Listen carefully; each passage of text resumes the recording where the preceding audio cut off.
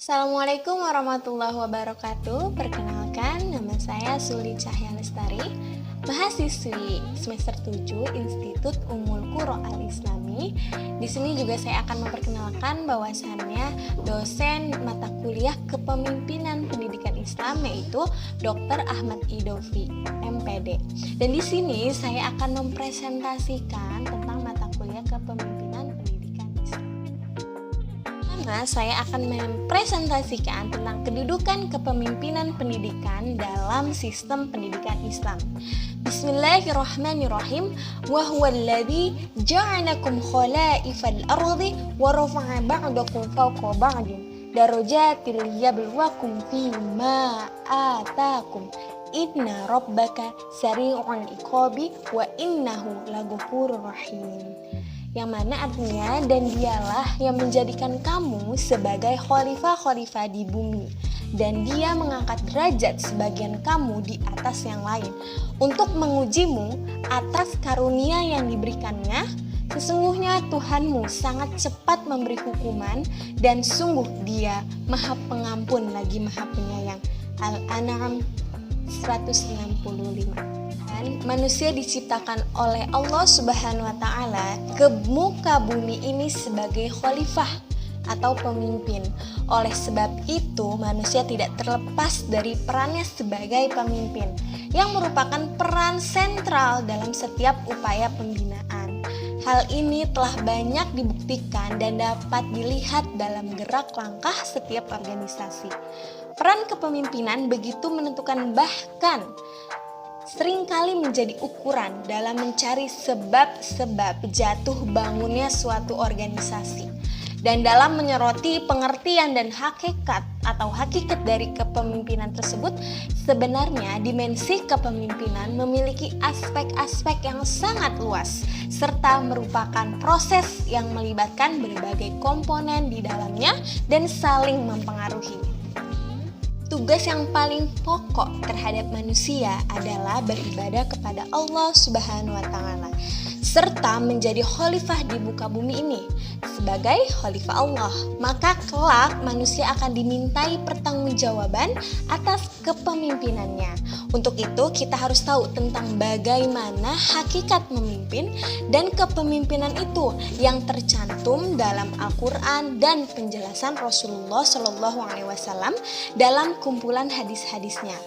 Kalau kita mendengar perkataan kepemimpinan dalam Islam, biasanya asosiasi pertama terarah pada kepemimpinan tertinggi bagi umat Islam yang terkenal dengan sebutan khalifah, imamah, imro'atul mukminin, dan sebagainya. Artinya, kepemimpinan tertinggi bagi umat Islam dalam urusan agama dan dunia. Nah, definisi yang populer ini mengenai khalifah adalah pemimpin tertinggi dalam urusan agama dan dunia, yaitu yang menggantikan Rasulullah SAW. Dan kemudian Imam Al-Mawardi dalam kitabnya Al-Ahkam Al-Sultaniyah memberikan definisi khilafah, yaitu penggantian tugas kenabian untuk memelihara agama dan mengatur urusan dunia. Dan dari kepemimpinan tertinggi ini kemudian berkembang ke seluruh aspek kehidupan manusia sampai ke kelompok yang paling kecil, keluarga dan individunya. Dalam hal ini sudah barang tentu kita tidak akan membahas masalah khilafah. Nah, sukses pemimpin nasional itu dan sebagainya, akan tetapi kita hanya akan mempelajari secara sepintas bagaimana mestinya kalau kita hanya ingin kebetulan diserahi suatu tugas untuk memimpin suatu lembaga atau organisasi. Kedua, yaitu latar belakang, pondasi, dan teori-teori kepemimpinan. Kepemimpinan dalam Islam yaitu kemampuan seseorang dalam mengarahkan berlakunya semua ajaran Islam. Bentuk kepemimpinan dalam lembaga pendidikan Islam itu contohnya adalah kepala sekolah. Kepala sekolah itu merupakan salah satu dari komponen pendidikan yang paling berperan dalam menentukan keberhasilan suatu lembaga pendidikan, karena ia merupakan pimpinan bagi lembaganya. Nah, kepemimpinan pendidikan Islam, ya, kepemimpinan Islam dasar penekanan dasarnya itu lebih condong terhadap sifat mendidik dan membimbing. Kemudian dasar kepemimpinan pendidikan Islam pun itu lebih menekankan pada peningkatan ilmu pengetahuan. Adapun teori kepemimpinan, dalam Al-Quran pun sudah ada tentang kepemimpinan, seperti di surat Al-Baqarah ayat 30. Bismillahirrahmanirrahim. Wa idh qala rabbuka lil malaikati inni ja'ilun fil ardi khalifah. Qalu ataj'alu fiha may yufsidu fiha wa yasfiku ad-dima'a wa nahnu nusabbihu bihamdika wa nuqaddisu lak. Qala inni a'lamu ma la ta'lamun. Dan adapun 5 teori kepemimpinan. Adapun teori kepemimpinan yaitu adanya Gridman, teori Gridman, kemudian adapun teori karakteristik, adapun teori Big Bang dan tingkah laku, juga terakhir ada teori personal situational. Nah, pada teori pertama yaitu teori Gridman itu bahwasannya kepemimpinan itu sudah ada atau sudah merupakan bakat atau bawaan sejak lahir. Nah, di sini tuh teori ini berasumsi bahwasannya teori ini pemimpin itu bukan diciptakan, tapi pemimpin itu dilahirkan. Nah, kekuasaan di sini itu hanya terdapat pada sejumlah orang yang tertentu saja, dan juga ini melalui proses dari pewarisan. Memiliki kemampuan pemimpin karena keberuntungan yang dimiliki bakat atau menempati suatu posisi sebagai pemimpin. Nah, yang kedua adapun teori sifat atau karakteristik. Nah, seseorang dapat menjadi pemimpin apabila dia memiliki sifat yang memang dibutuhkan oleh seorang pemimpin. Kemudian titik tolak teori sifat ini atau teori karakteristik ini itu ditentukan oleh sifat kepribadian yang memang dimiliki oleh seorang pemimpin tersebut. Dan adapun teori Big Bang. Teori yang ketiga ini merupakan suatu peristiwa besar menciptakan seseorang itu menjadi pemimpin, yaitu mengintegrasikan antara situasi dan pengikut. Situasi di sini merupakan peristiwa besar seperti revolusi, kemudian ada juga seperti reformasi. Nah, pengikut di sini itu orang yang mengkokohkan seseorang tersebut dan bersedia juga patuh dan taat. Nah, kemudian teori ini merupakan teori Big Bang. Dan yang keempat ada yang namanya teori tingkah laku. Teori ini merupakan keberhasilan seorang pemimpin sangat tergantung pada perilakunya dalam melaksanakan fungsi-fungsi kepemimpinan. Dan gaya atau perilaku kepemimpinan itu tampak dari cara bagaimana dia melakukan untuk pengambilan suatu keputusan, kemudian cara dia untuk berinteraksi terhadap orang lain, dan cara dia memberikan tugas serta komunikasi terhadap orang-orang, dan bagaimana cara dia mendorong sebagai penyemangat untuk bawahannya dalam bekerja. Dan caranya dilihat juga dari cara membimbingnya, kemudian mengarahkannya, dan menegakkan disiplin, kemudian ketika memimpin rapat, dan cara dia bagaimana dia menegur bawahannya, juga memberikan sanksi terhadap bawahannya. Dan di sini disebut teori tingkah laku. Dan yang terakhir adalah teori personal situasional.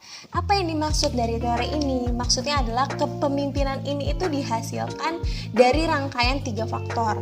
Yang pertama itu dari sifat kepribadiannya, kemudian yang kedua itu dari sifat kelompok atau anggotanya, dan sifat-sifat kepemimpinan atau kelompok terhadap sesuatu di dalamnya. Dan disebut aja juga yang namanya resistensi atas teori kepemimpinan yang telah diuraikan sebelumnya, dan dia itu memberlakukan bagaimana asas-asas umum untuk suatu situasi yang dilakukannya. Itulah teori yang dapat kita pelajari dalam Al-Quran dan 5 teori yang menyangkut tentang kepemimpinan. Dan pembahasan selanjutnya adalah sumber-sumber kepemimpinan dan faktor-faktor yang mempengaruhi perilaku pemimpin. Karena kepemimpinan dapat mempengaruhi seseorang dalam melakukan sesuatu, maka seorang pemimpin harus memiliki tingkatan yang berbeda dengan anggotanya atau bawahannya. Sumber-sumber kepemimpinanlah yang dapat mempengaruhi seseorang untuk patuh dan mengikuti apa yang diinginkan oleh seorang pemimpin. Nah, di antaranya sumber-sumbernya apa? Yang pertama ada kekuasaan, yaitu setiap pemimpin pasti dia memiliki suatu kekuasaan. Dan yang kedua ada kewibawaan, dan setiap pemimpin pasti dia memiliki wibawa, yang mana seseorang itu melihatnya seakan-akan dia tuh memiliki sifat wibawa dan haibah yang baik. Nah, dan yang terakhir itu adalah kemampuan. Setiap seorang pemimpin jelas pasti dia memiliki kemampuan yang dapat dipercayai oleh orang lain sehingga dia dijadikan sebagai seorang pemimpin. Dan kemudian dalam melaksanakan aktivitas dan perilaku kepemimpinan, pemimpin dapat dipengaruhi oleh berbagai macam faktor. Adapun menurut H. Joseph Reitz pada tahun 1981, yaitu dikutip oleh Nanang Fatah, bahwasanya faktor itu dapat dipengaruhi aktivitas pemimpin yang meliputi apa saja? Pertama, kepribadian atau personalitinya. Kedua, ada harapan dan perilaku atasannya. Dan ketiga, ada pun karakteristik terhadap pemimpinnya tersebut. Dan ada juga kebutuhan tugas, iklim dan kebijakan organisasi. Dan yang terakhir adalah harapan dan perilaku daripada rekan. Berdasarkan faktor-faktor tersebut, dapat kita simpulkan bahwa kepemimpinan dalam melakukan pekerjaannya dipengaruhi oleh faktor-faktor yang dapat menunjang untuk keberhasilan seorang pemimpin dalam kepemimpinannya.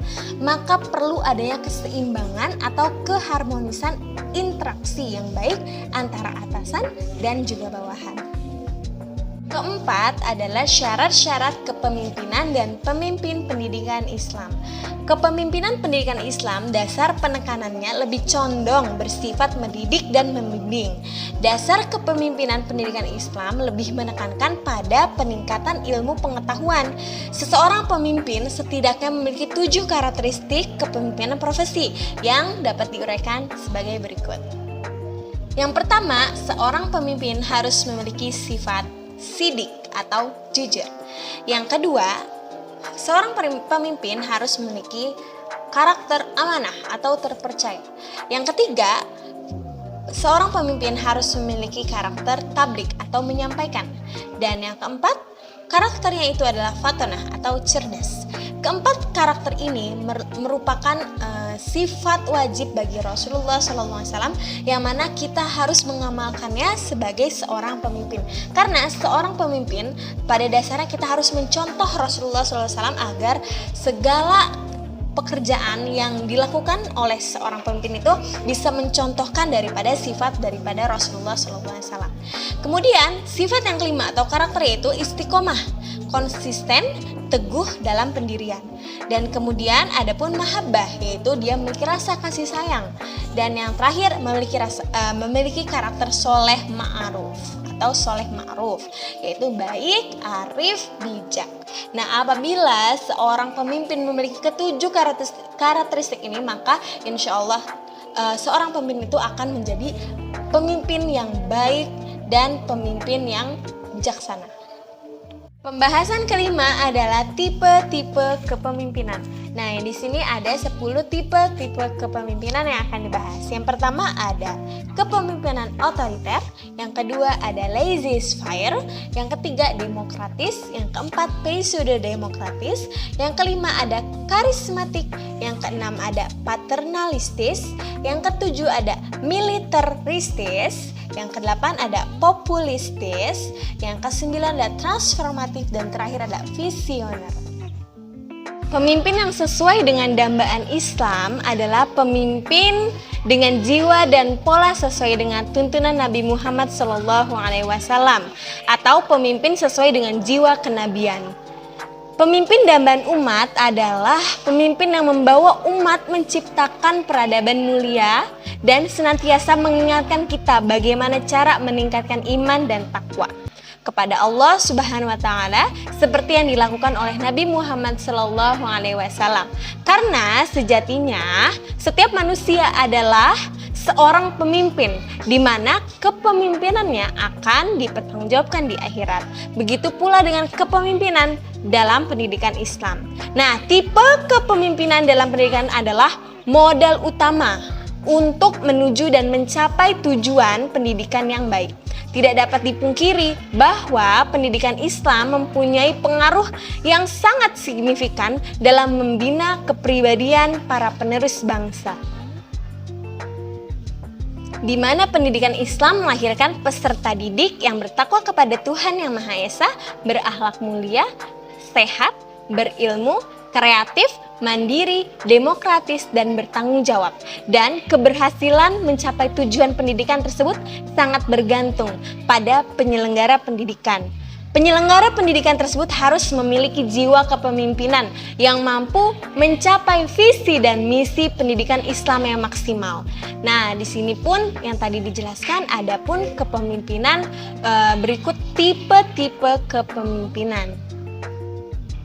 Ada 10 tipe kepemimpinan. Yang pertama adalah kepemimpinan otoriter. Nah, kepemimpinan otoriter ini yang sering kita dengar di dalam dunia politik, ya, bahwasannya pemimpin yang otoriter ini adalah pemimpin yang mengedepankan kekuasaannya secara mutlak untuk mengatur anggota di bawahnya. Dia tidak sedikit pun memberikan ruang gerak kepada orang lain untuk ikut mengatur organisasi yang dipimpinnya. Yang kedua adalah kepemimpinan laissez-faire, yaitu yang mana frasa ini berasal dari bahasa Prancis yang berarti biarkan terjadi, yang muncul dalam diksi Prancis oleh para psikolog abad ke-18. Nah, dalam tipe kepemimpinan ini, pemimpin itu dengan laissez-faire ini adalah memberikan keluasan kepada anggotanya untuk melaksanakan tugasnya serta menetapkan peraturan dan kebijaksanaan suatu institusi. Yang ketiga ada kepemimpinan demokratis. Pemimpin yang demokratis adalah pemimpin yang menjalankan kekuasaannya sesuai dengan visi misi organisasi. Pemimpin dengan tipe ini selalu mengajak seluruh anggota dalam setiap pengambilan keputusan, menghargai pendapat anggotanya, dan suka berinteraksi dengan anggotanya, di mana interaksi yang terjadi adalah interaksi dialog, bukan intervensi atau mendikte. Yang keempat ada kepemimpinan pseudo-demokratis. Nah, pseudo itu maksudnya adalah palsu. Nah, maksudnya apa? Yaitu palsu, berpura-pura, atau gadungan. Nah, sedangkan demokrasi adalah kekuasaan berada di tangan rakyat atau anggota. Jadi pseudo-demokratis ini adalah demokrasi palsu atau ya berpura-pura demokratis. Nah, pemimpin dengan tipe ini merupakan hanya tampak dari luarnya saja, bersikap seperti demokratis tetapi sebenarnya dirinya tidak berdemokratis. Yang kelima adalah kepemimpinan karismatik. Pemimpin dengan tipe karismatik memiliki energi, daya tarik, dan pembawaan untuk mempengaruhi anggotanya sehingga ia memiliki pengikut dan pengawal yang sangat banyak. Nah, kemudian ada pun yang keenam, kepemimpinan paternalistis. Nah, pemimpin dengan tipe ini itu bersikap seakan lebih tua dan lebih berpengalaman daripada anggotanya. Anggotanya dianggap sebagai anak yang belum tahu apa-apa dan anak yang belum dewasa dan tidak tahu pengalaman-pengalaman dan tidak akan dia bisa dibiarkan untuk bekerja sendiri. Nah, kemudian yang ketujuh pun ada yang namanya kepemimpinan militeristis. Apa itu kepemimpinan militeristis? Maksudnya di sini adalah pemimpinan atau kepemimpinan yang bersikap meniru gaya militer, yang hanya tampak dari sisi luarnya saja, dan ia bahkan sama sekali tidak menunjukkan sisi positif kebiasaan dan budaya di dalam sebuah militer. Dan yang kedelapan ada kepemimpinan populistis. Apa itu kepemimpinan populistis? Yaitu pemimpin ini dengan selalu membangun solidaritas antara anggotanya. Dan ia akan selalu berpegang teguh daripada nilai masyarakat tradisional. Bahkan ia lebih memilih untuk percaya dengan potensi dari institusinya sendiri dan tidak suka ada campur tangan dengan orang lain. Dan yang kesembilan itu adalah kepemimpinan transformatif. Kepemimpinan transformatif itu mengarah pada proses membangun sebuah komitmen sebagai suatu sasaran organisasi yang telah disepakati. Gaya kepemimpinan ini akan melakukan segala bentuk kebijakan dalam seluruh personal pendidikan, baik itu dalam pelaksanaan program pendidikan serta berbagai realisasi program lainnya. Dan yang terakhir adalah kepemimpinan visioner. Apa itu kepemimpinan visioner? Maksudnya adalah pemimpin dengan tipe visioner ini lebih mengarahkan kemana sebenarnya kelompok tersebut berjalan. Bukan pada cara mendapatkan tujuan ataupun menghadapi resiko yang mungkin didapatkan.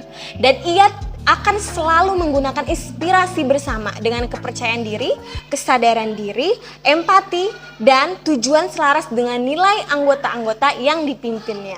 Itu merupakan 10 tipe-tipe kepemimpinan. Terakhir adalah prinsip-prinsip kepemimpinan pendidikan Islam, yaitu pemimpin sebagai pendidik atau edukator, pemimpin sebagai manajer, pemimpin sebagai administrator, pemimpin sebagai supervisor, pemimpin sebagai pemimpin, dan pemimpin sebagai inovator. Jadi pemimpin harus bisa membangun, bisa menjaga hubungan baik dengan orang lain, kemudian selalu berkomunikasi dengan baik, mengakui sebuah kesalahan dan selalu mendengarkan orang lain, juga selalu membangun kultur positif dan juga selalu terbuka terhadap perbedaan. Yang pertama adalah dia mengutamakan suatu kerjasama. Berikut atau itulah presentasi dari saya. Kurang lebihnya mohon maaf. Akhir kalam, wassalamualaikum warahmatullahi wabarakatuh. Terima kasih.